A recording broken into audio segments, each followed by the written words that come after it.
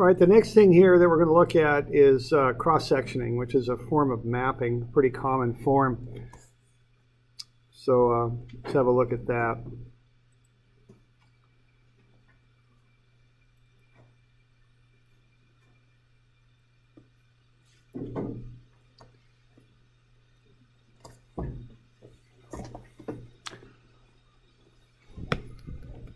So what we've been doing here so far, we're kind of, I guess each week we're adding a dimension, you might say. The first thing we did was, if we have a coordinate system, you know, like what you got, X and Y and Z, the first thing we did was distance. That was week 1. And then we did elevation. That was week 2. To make a full map, we want to add a third dimension. So that's what we'll do here today for cross-sectioning. We'll add the third dimension so we can make a full 3D map. That's the idea. All right, so where I am, I'm on page 411.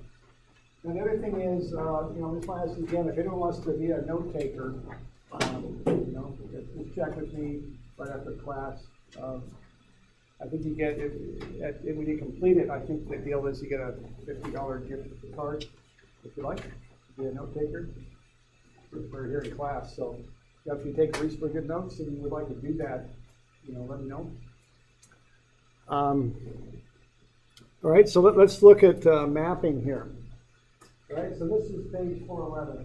So let's say we've got what we call a berm. A berm is just a long, thin mound of dirt, basically.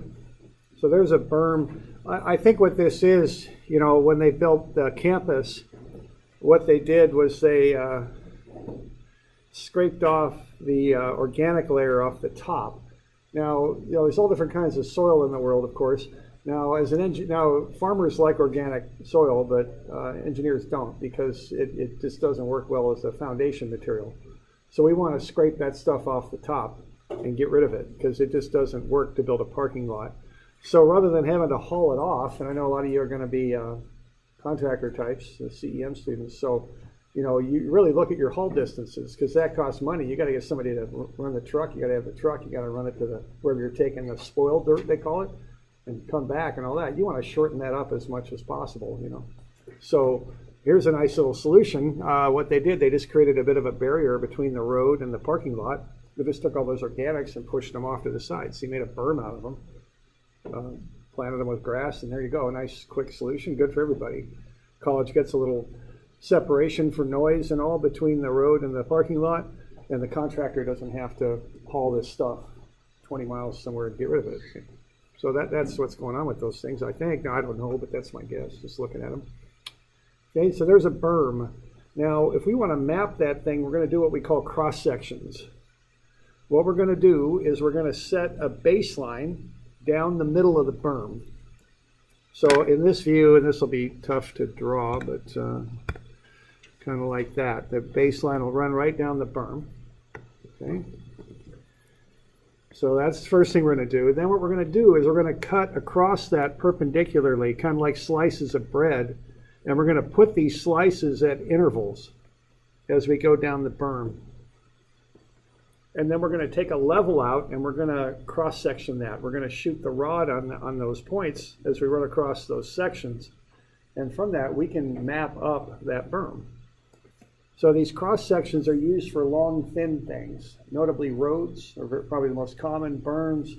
A creek could be cross-sectioned. You can do a lot, you know, any sort of long, thin object you want to survey. This is a common way of doing it.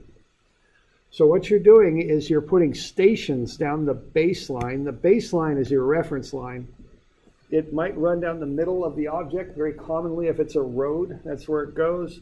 Our lab, we're going to put it over to the side of a sidewalk is what we're going to do. But the baseline is like your reference line. I think of it like a number line.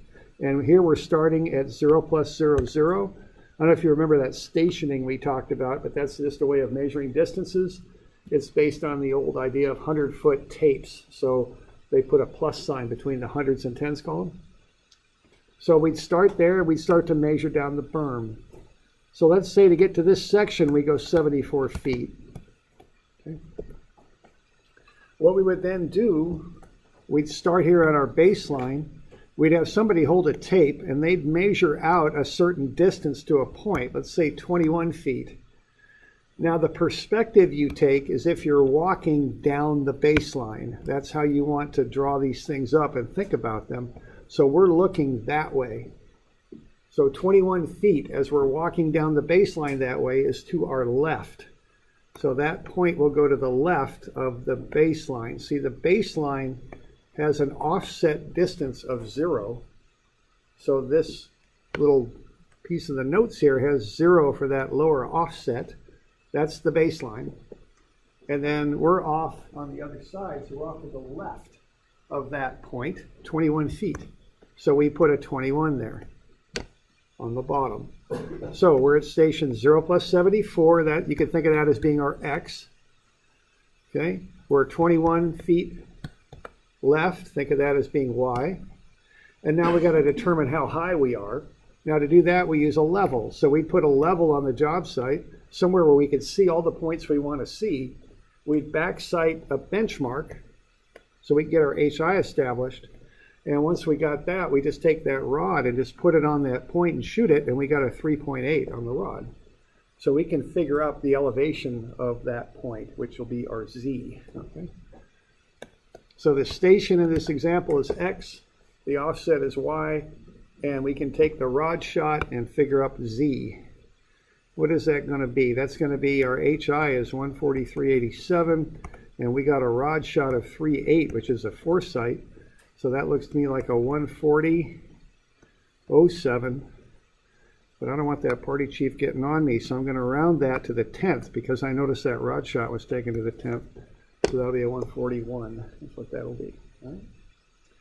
So X is 74, Y is 21 to the left, so that instead of being negative 21, although that doesn't quite fit how I do those axes, but we'll just call that 21 left, and then Z would be 140.1. Yeah, question there.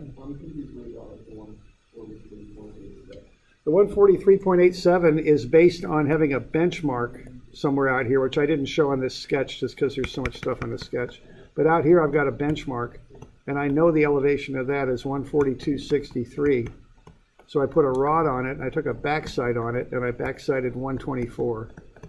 So I went 142.63 plus 124. That's where that comes from. I need a benchmark to establish that. Okay. All right. So that's basically what's going on out there. Now, what we use these things for, we use them for base maps, for design work. So if you're going to do a road, the first thing you do is cross-section it. The surveyors go out there, get cross-sections, and the person can work off of that model to design the road. Okay? You can also use these for calculating volumes of earthwork, because these jobs that we do, these large civil construction jobs, are usually paid on quantities of material placed. So you need to figure out how many cubic yards of fill were put down. Okay, so to do that, you use cross sections. You can calculate volumes with cross sections. All right, so let's look just a little bit at while we're doing this, because we use cross sections and we do a road. Let's just look at the basics of going through one of these projects. Okay, you're going to have 3 different parties that are involved with this. And I don't know if I got this one here or not. It's just this kind of estimated. So then a lot of you are going to be contractors, right? Got that in there or not? All right. The owner owns the property and wants the project done. So the owner might be the city of Albany, might be the state of Oregon, might be a private developer that owns some land and wants to do something with it. They hire an engineer who typically does the surveying, designs the road, and does the inspection on the job. And then the contractor, after the design is done and the plans are created, bids the job. And they would be awarded to build it, okay? So there's typically 3 parties involved with these projects: an owner, an engineer, and a contractor. And everybody has their agenda, right? The owner wants to get this job done in a good way, a good job done for as low a cost as possible, as quickly as possible too. Developers typically are constantly, let's get this done, let's go, because They've usually borrowed a lot of money from the bank, and they get a little nervous. Honestly, so okay, and they want to get it done quick so they can use it or sell it or do whatever the heck they're going to do with it. Okay, the engineer, they kind of get caught in the middle. They just want to do a good job, and they want to get paid too. Right? So that's kind of their motivations. That sometimes they have to kind of tell the owner, well, we can't quite do it this way because the city requires such and such. We have to do it this way. The contractor wants to build it and do a good job, and the contractor wants to make money. Okay, that's a big motivation of being a contractor. Is getting it done and making a profit, because contractors are private companies, and the business end is a big part of it. Now, they'll want to do it right, but they don't want. So if you're an engineer, you don't want to start changing the plans on a contractor in the middle of a job, because it just messes them up. And what they'll start doing is billing you extra for that. And justifiably so, because they bid the whole job on a certain set of expectations. You can't start changing things on them in the middle. So these people all have their various relationships, and what they're trying to get done. All right, so if we're going to design this road, the first thing we do is we look at where we're starting and where we're going to go, and then we think of some different routes that we might use to get there. All right, so we look at kind of an aerial map usually and try and plot out some routes. Then we pick one. So let's say we're going to go right between the hill and the wetland there. Okay, so what we're going to do is we're going to get that line worked in. We might have to throw some curves in that line. We like nice straight lines if we can, because they're easy to drive. But then the transitions between the straight lines are curved. Actually, these days they're starting to, and they've been doing this for a while now, they're actually starting to look at road design a little bit more detail. If you make these roads too straight and too wide, you start inviting people to speed on them, is what you do. A good example of that, if you drive from here to Corvallis, the speed limit on that road is 55. What do you think the design speed of that road is? When they designed it, what speed was it designed for? I'm going to guess about 65. That was the design spec on that road, because when I get on that road, I want to go 65. That's the most comfortable speed to go. But you've got a sign up that says 55. And that's not, that's not a good thing, because you kind of encourage people to speed. So what they're doing now is really looking at how they design the roads and making that match what they project the speed limit to be, so that the two match. You can't just put up a highway and put a 30-mile-per-hour sign on it. It just doesn't work, because the people drive at a comfortable speed for the road. The banking on the road, the width of it, the degree of the curves, all that is designed with a certain speed in mind. So they're starting, I've designed roads where they made us do this, just to slow people down, even though the more direct route would have been that. So things are changing as they do. Okay, so we get our route from A to B. Now what we do is first we measure distances from A to B. We want to know how far it is, but we also want to know how the road goes up and down. So we're going to do something called profiling the road. We're going to put a rod on that road and shoot the elevations on it, okay? Because as we're driving down that road, we're going to go up and down hills and valleys and all that, and we want to know where they are. The designers have to know where those things are. So what we're going to do is we're going to set up a level, and we're going to put a rod on these critical points, and we're going to shoot them at the level and figure out how high they are. Okay, that way the designers in the office are going to have some idea what that road looks like. Okay, so that's called profiling. And what you're doing there is you're figuring out how far down the line you are, and you're determining an elevation. Okay. Now, one thing to realize when you're out there in the field is the designers aren't out there. It's up to you to pick up every place where the road breaks, where it changes direction. The data they're going to have in the office is they're going to connect the dots that you shot with straight lines, is what they're going to do. So they're going to take that terrain and turn it into this. So it's important to understand, because if you don't give them that shot on the bottom of the valley, that little creek there, or dip, they'll just draw right over it. They'll never know it's there, and they won't design the road properly. Okay. So when you're surveying, you're the eyes for the designer, because they're not there; they're in the office. Okay. So you got to pick up what I call the breaks. Every time the ground changes direction, you need a shot on it. Okay. To define it for them. Now that alone isn't quite enough because the road has width. Now here in Albany, I mean, the ground is quite flat, but you start getting up in Sweet Home or Cascadia or something like that, it's not, it's hilly. You've got to define that too. So what you do is you go across the baseline. So there's the symbol for baseline, BL, kind of run together. But you want to go to the right and the left of the baseline with cross sections. So what I have here is a top view of the cross sections. Okay?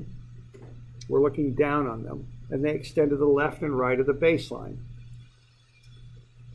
All right. So what I have here is the baseline. I have the distance down the baseline called out with stations.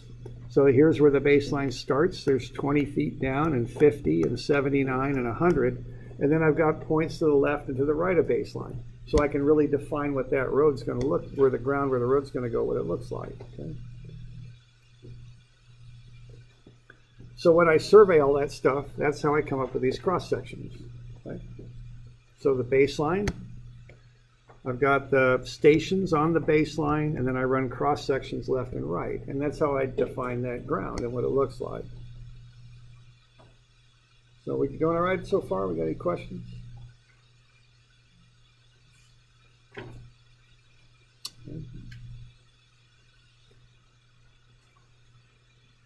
Now, there's a certain way that the notes are kept. This is just the standard way it's done. And part of this class is just teaching you the standard way that things are done. Okay? So they look like this. And you've got a bigger picture of this on page like 416. So you've got the baseline running down. You're taking the rod left and right of the baseline and measuring those distances off of the baseline and taking the shots for each station. So the notes will look something like that. Okay, so what we have here is the baseline marked. BL means baseline. Notice all these offset points are 0 because they're right on the baseline. Over here, what I've done, I've got the benchmark. I took a backside on the benchmark and I have the HI. Now, what you do with these things typically is you work up the page. You don't work top down, you work bottom up. I'll show you why in just a minute. So work up the page. So what I've done, I've got a benchmark, I took a backside, and I've got an HI. That's to the 100th, you might notice, yeah, on this particular set of notes. So this is a level loop right here on the left side of the page. Got my station, backside, HI, foresight, and elevation called out. Okay. Here's my benchmark, backside, HI, and I've got all the stations going up the page. So my HI is 143.87. Now this level loop is shot to the 100th of a foot is what I've done there. Okay, that's to the 100th. Now the cross sections are on the right. And what I've got is the offsets on the bottom, 10, 20, 50 to the left, 9, 12, 25, 50 on the right. Notice those aren't even intervals. They're just taken where the person on the rod decided they should be taken. And then I'm taking shots on the rod, and I just write down the rod shots. That's what those are, okay? Now, we're going to do a lot of arithmetic on this because what the rod shots are foresights, all of them. They're all foresights. It's like profile leveling that we went over last time. So I'm going to have to take the HI minus the foresight will get me the elevation. But when they were doing this work, they had 4-person crews doing this stuff. They had a person on the instrument, a person called a rear chainer who held the tape on the baseline, the head chainer holding the other end of the tape and the rod on the points, and then the party chief running the show and writing down the notes. They didn't want to slow down a 4-person crew just to calculate this stuff, the elevations. So they got the offsets and the rod shots, and they'd take the book and turn it in, and there'd be one person in the office who'd run the numbers on it. Just more efficient that way, okay? So when you're doing this, you work up the page. Your job as a party chief and taking the notes is to get the offsets and the rod shots. You don't have to do the math until you get into the office usually. But you got to leave space to do the math up above the line. Okay. In this example here, we're just shooting dirt because we're going to build a road here. So we round to the 10th. That's fine. We don't have to get any tighter than the 10th of a foot because we're just shooting dirt. Okay, so we don't need it to the 100th. In your lab, you will actually shoot that to the 100th because we're going to shoot concrete. But in this example, it's to the 10th. Okay. Questions? Yeah. Yes. Repetitive foresights, one after another. So rod shots are foresights. Yeah. Okay.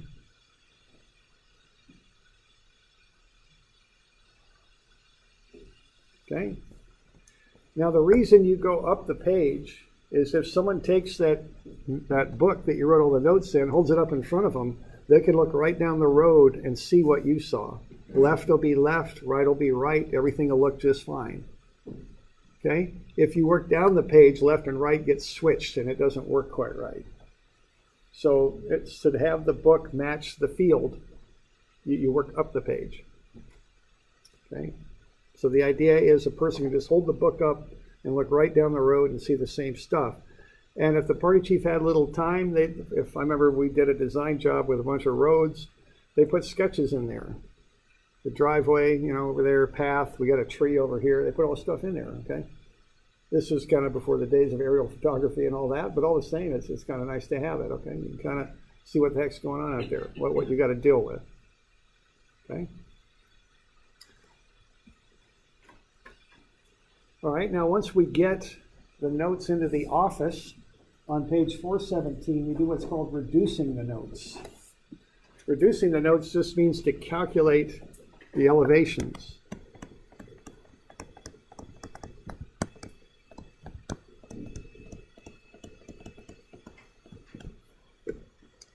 So what you do is you take your HI, subtract off the rod shot and get a number and write it in. That's all you got to do. So this one, 20 feet left on station 0 + 0 0, that's this one. We got the 143.87. The rod shot was 5.3, so we take 143.87 minus 5.3. That's 138.57. But we only took those rod shots to the 10th, so we round it. And we get 138.6. So I go ahead and write that in there. Okay. And you just repetitively do that. Remember doing a number of these. I put that in memory on my calculator, so I had it. If you're really serious about this, you train yourself to run your calculator left-handed and write with your right hand. Return memory to pull up the HI, subtract off the rod shot, write down the number. Just repeat it, and repeat. Okay.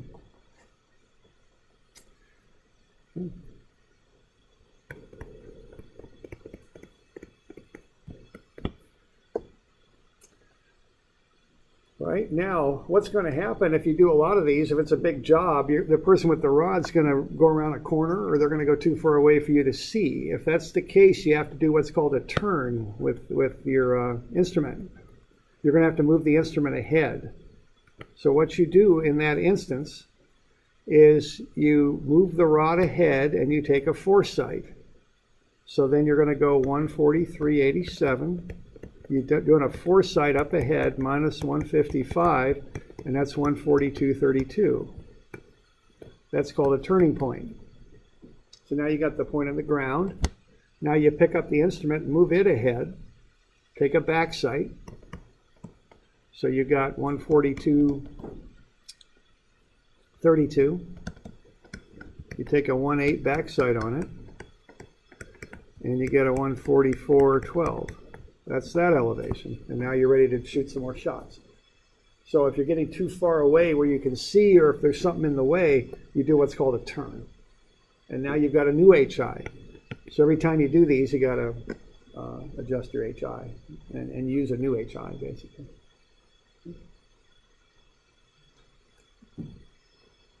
All right. So that's how cross sections are done. This is what we're going to do on Thursday, is generate these. Now we got a bit more to do with it, but that's how you take the notes out in the field. Okay. Okay, now what the full story on this is you take those sections and you plot them up. And those are showing, there's a car on the cross section showing what that would look like, okay? Now that's what the designers have. That's their view of the ground out there. Now what they got to do is design a road to match.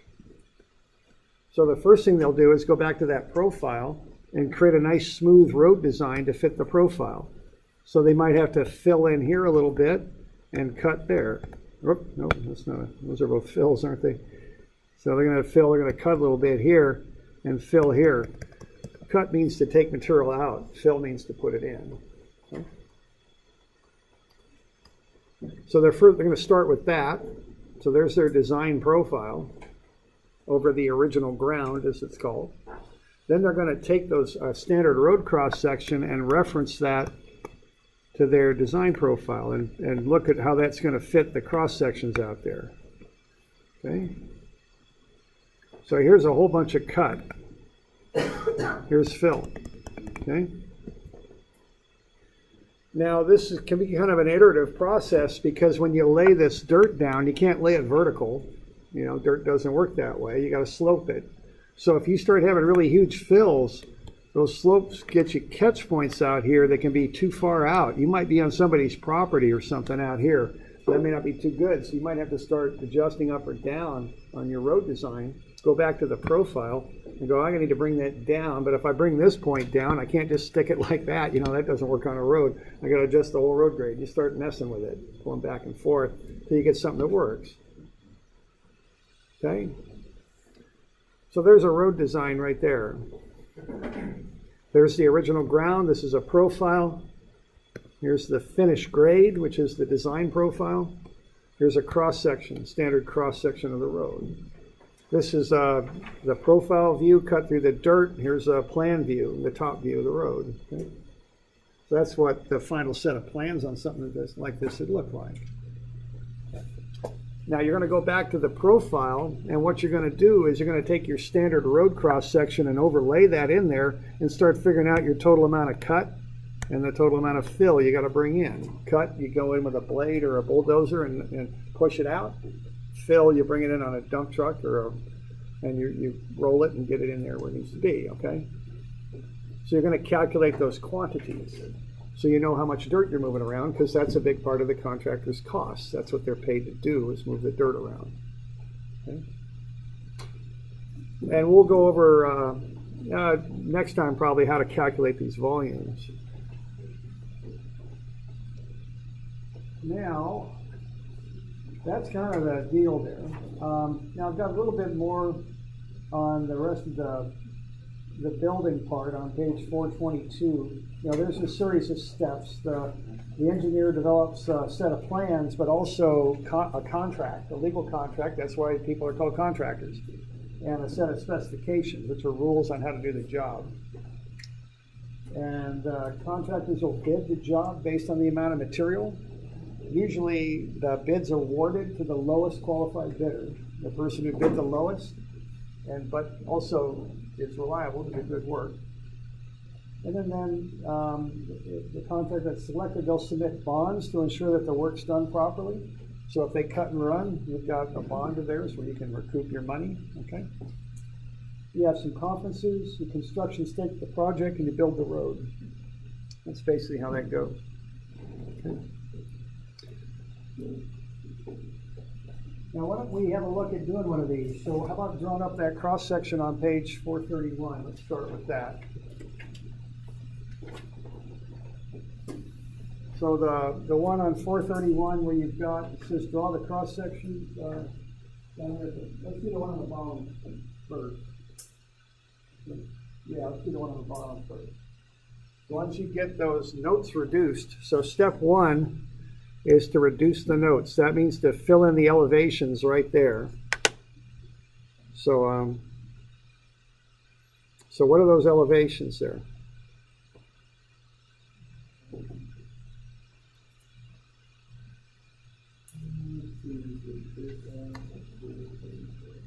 Get your HI first, okay?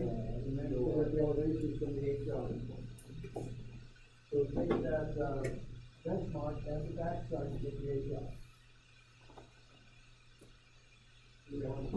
Yeah, correct.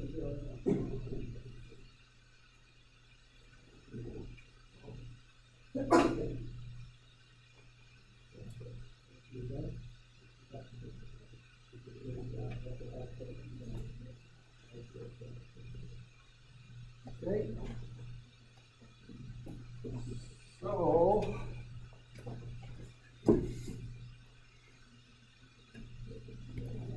get that number filled in right there. That's the HI. That's the benchmark plus the backside. Okay, so get that number figured out. It goes a line above the backside. What's that now? It goes a line above the backside. Yeah, right where I kind of boxed it in. That's why I put it. You can put it right next to the backside too. Okay? So get that HI figured out.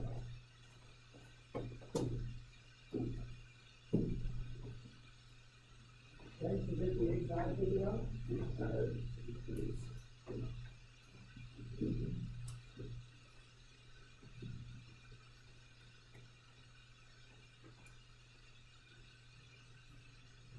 So you take the benchmark and add the backside, and that'll get you the HI. That's the height of the instrument. It's just like what we were doing in our lab last time. Okay. Now this whole process isn't the same, but that first step is. So you take that 241.04 and you add the backsides.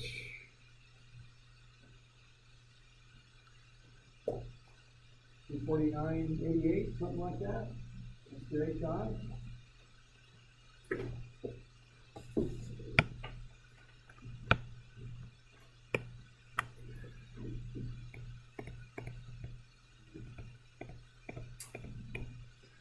Okay, we good? 249.88.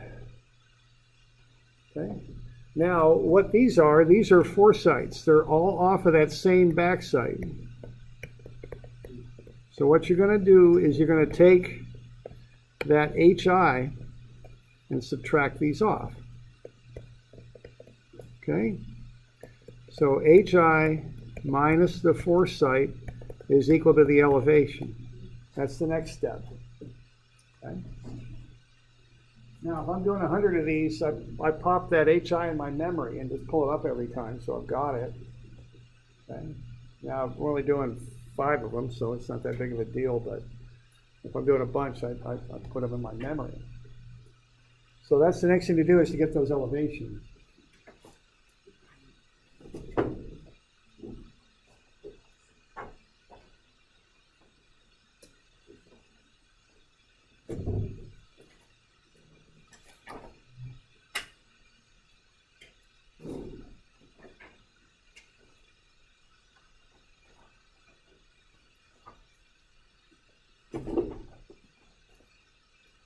Now, those launch shots into the tent. Yeah. Now into the tent. It's that precision surveying thing. Don't tell lies. You didn't shoot those in the hundreds.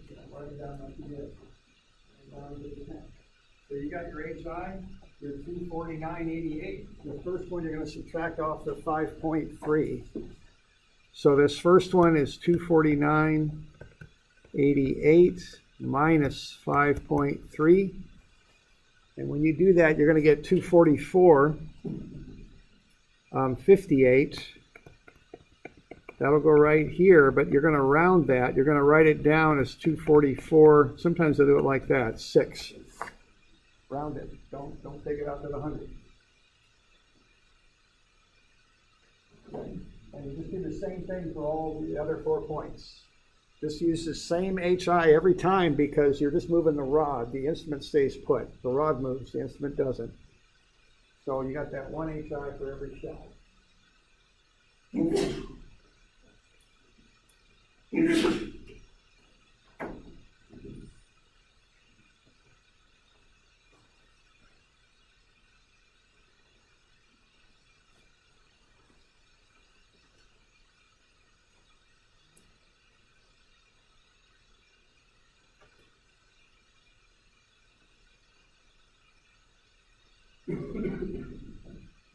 repetitively do that.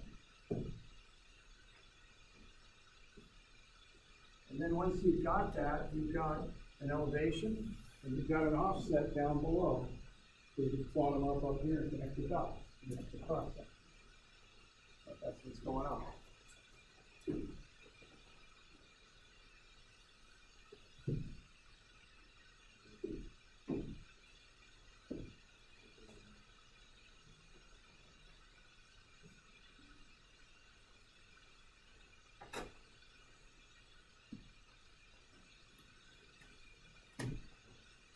Now, you should have a second cross-section above this that we're going to do. If you don't, I'm going to have to run a copy for you. If you've got a little bit older copy of the notes. Anybody not have two of these? There should be one up above that we're going to do also. I don't think you do, right, Brett? Anybody else lacking one? No, I'll come up for you here. This is just a little bit older version of the one. No, need a copy that you guys, so it's free. Well, I know there's another one. no, that's right, it's on the page, I realize that. Anybody else? I got three so far. If you can have a little bit of copy, you can, yeah, you can. Run through the full story.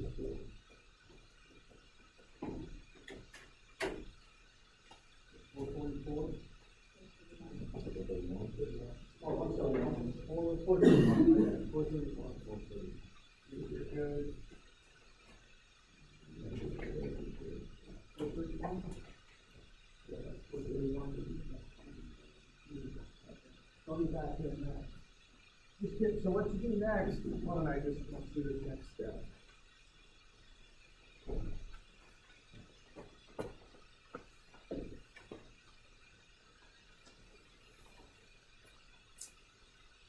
All right, so what we want to do then is get all 5 of those elevations written there. Each one is just is found by taking the HI minus the foresight, okay? I'm running around for what there.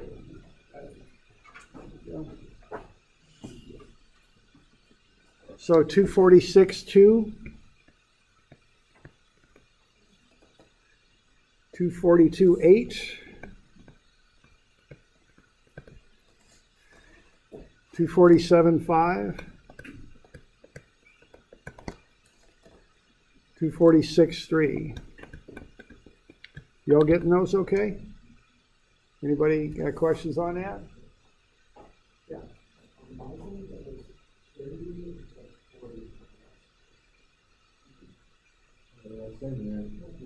that's in there? Okay. Very good. Okay. Oh, really? Okay. So it's 38 here? 40 on the left, or 30 on the left? Okay, good deal. There we go. All right. Okay, so now, and if you have the old copy, you might need to change this. If I'm making a new copy for you, you might need to change these numbers. Now just plot those up here. What you got the offsets. That's the number on the bottom, left and right. And then you got the elevations. So plot the dots up and make a cross section. So just plot these points. Let's do the first one. Let's use 30 for that offset. 244, 6 at 30. Here's 30. Here's 245. Here's 240. So 1, 2, 3, 4, 5. So that's 244 right here. So 244, 6 at 30 is going to be right about there. We good? Plot up the other 4 points, then we'll connect the dots.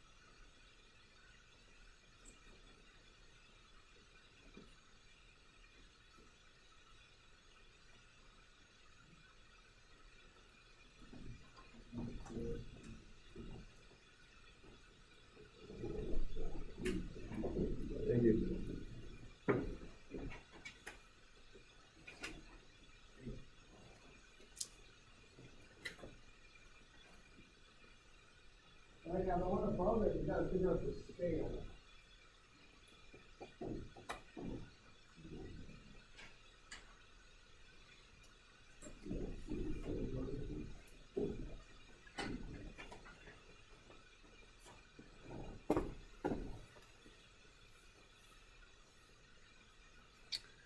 All right, so we got that first point. The second one is 246.2 at 20.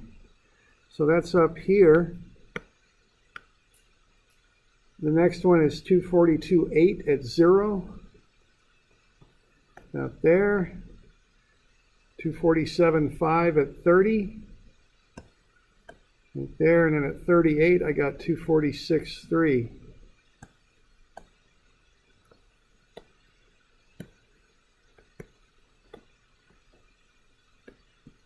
There we go. We're good with that? Connect the dots? Okay. Questions?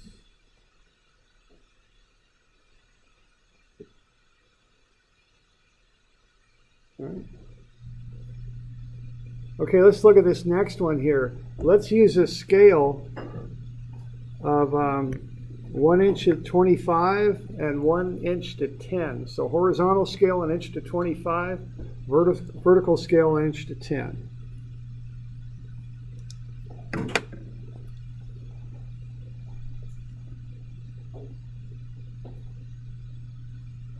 So what you got then, you got an inch marked off. So I would start with the baseline in the middle. That's where the 0 goes. So what?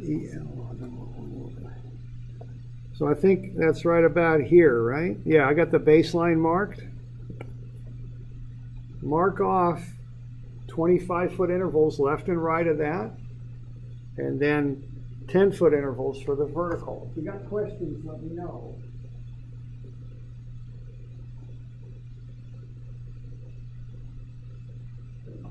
So we just want to get this scaling thing figured out here. That's important on this, so we can scale these out. Because we got to figure out what scale to use on that map. It's not always given. You adjust the scale to fit the map. So, okay. So those big dark squares are 25 feet. So 1 inch is 25. That's 0. Put a 0 there. All around the line.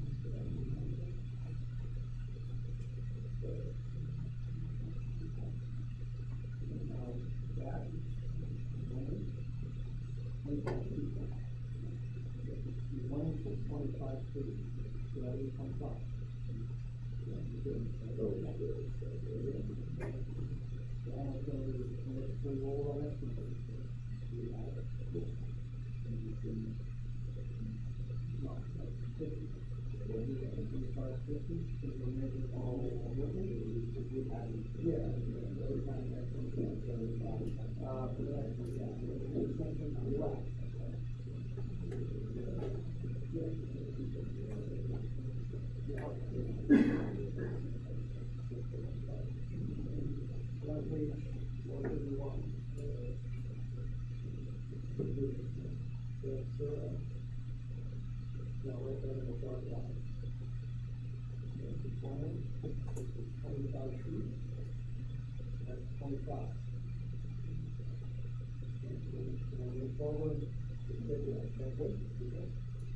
Now the scale is different vertically.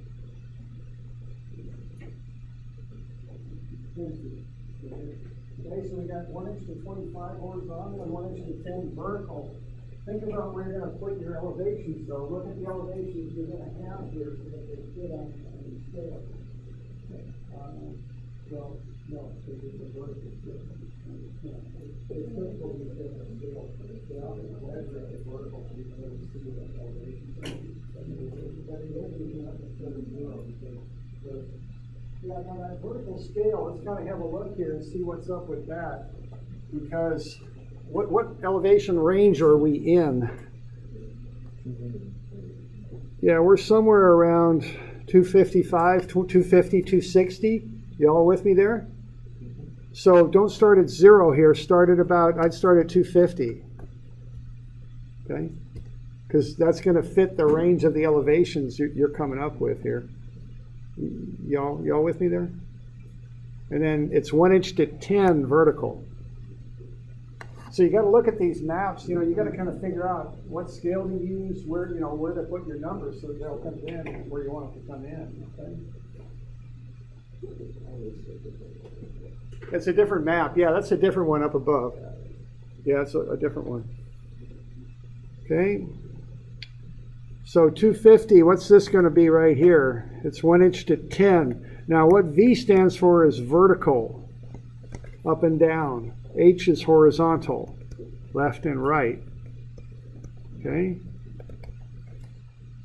So 250, 260, 270, like that. 10 feet intervals, vertical. Okay.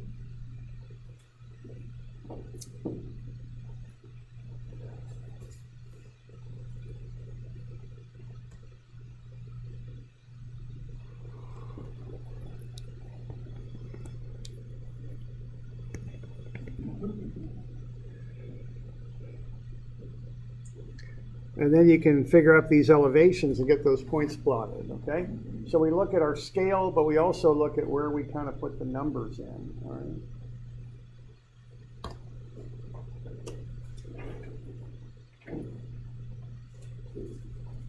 Reconnect the dots. Yeah, connect the dots. Usually use a straight edge on those. What we're doing in here, we're just doing this for practice. Or whatever.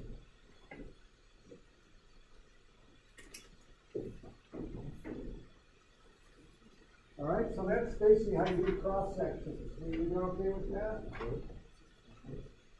Now in our lab, we're going to shoot it at 100 because we're going to be out on sidewalk concrete. We're going to shoot it at 100. This is on dirt, so dirt's kind of what you might call a regular material. So we shoot it at a path on dirt. We don't bother with hitting that at 100.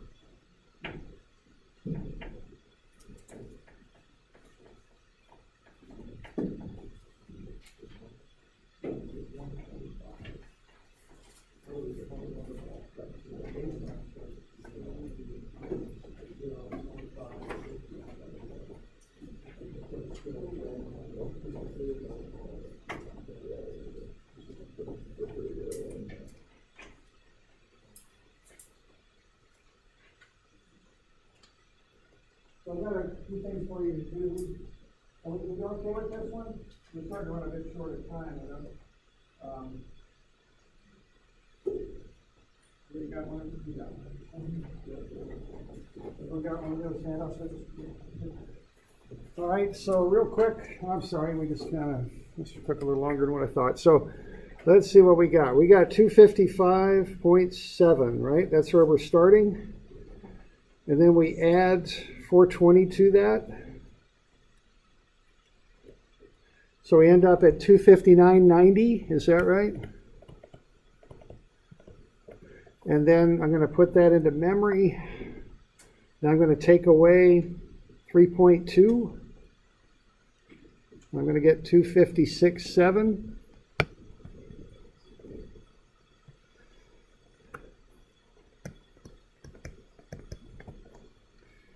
And I'm going to return that memory, and I'm going to take away 4.7, 255.2. Return memory minus 5.1, and I'm going to get 208.9, which makes absolutely no sense, so I'm not going to do that. I'm going to return that memory and take away 5.1, 254.8. And then return memory and take away 6.2, 253.7. And then return memory, take away 5.4, 254.5. Then I've got 0 on the baseline. I've got, these lines didn't come in very well for me. Is this 50 here? I think I'm okay. It's just the darkness. It's hard for me to read the 5 foot intervals, the 1 inch intervals. 25. I might be a little bit off here. I'm sorry. 50. Okay. So then you just start plotting them up again. So 256, 7. 1, 2, 3. It'll be about there. I missed one, right? Is it there? Yeah. Okay. I just can't read this very well. And then 255, 2 at 10. So 10 would be 2 squares over, right? So 255, 2.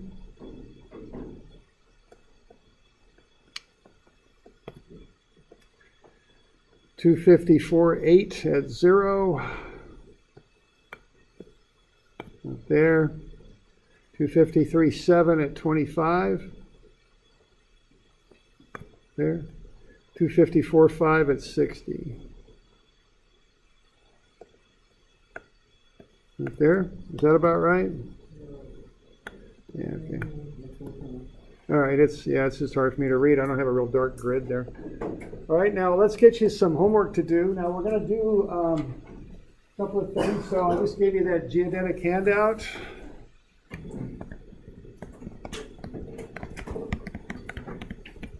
That's one thing that'll be due. And then I'll have you draw up some cross sections here. So I'll have you do 441 and 442. And then 444.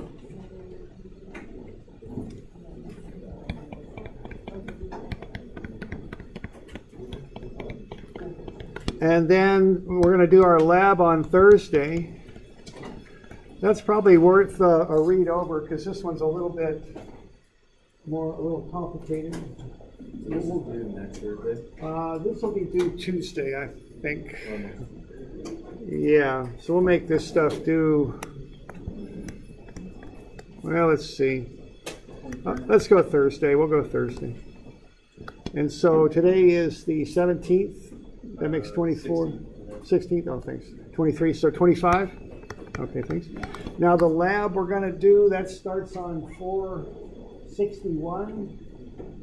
You might just read that and read through that just so you get some idea what we're up to. So that starts on page 461. Now I'd like you to figure out with your crew who's going to be party chief. Okay, so figure out who's going to do that.